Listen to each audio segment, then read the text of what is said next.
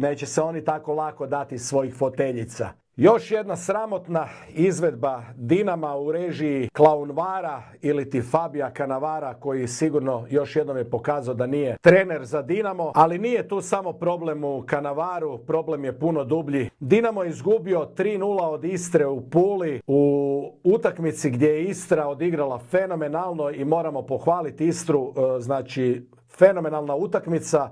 Utakmica u kojoj je djelovalo da je Dinamo igrao u srijedu kup, a ne Istra, za koju smo mislili da se potrošila. Mene samo zanima šta su radili Dinamovi igrači. Šta je radio Cannavaro? Slobodno mogu sada izustiti to. Dinamo se oprostio od obrane naslova prvaka. Hajduk izgubi 3 utakmice, a da Dinamo sve do kraja pobjedi. Ima 8 kola do kraja. Pa sad vi razmislite da li je to moguće ili ne. Znači pričam da bi me po raznim forumima vrijeđali. Zato što govorim istinu.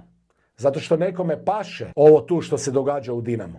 Meni to ne paše. To ne paše niti jednom iskrenom Dinamovom navijaču ovo što se sad događa. 70 milijuna eura ste potrošili. 2 su krivca za to. Jedan je Marko Marić, drugi je izvršni odbor. Jer izvršni odbor je slijepo vjerovao Marku Mariću. U izvršnom odboru sjede ljudi kojima tamo nije mjesto.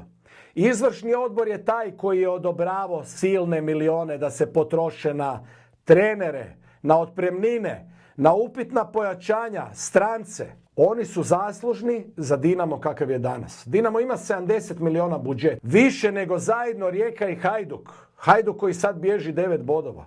Rijeka koja će možda sutra pobjeći na 7, 8. Ako gledamo međusobne omjere. U šta su ti novci otišli?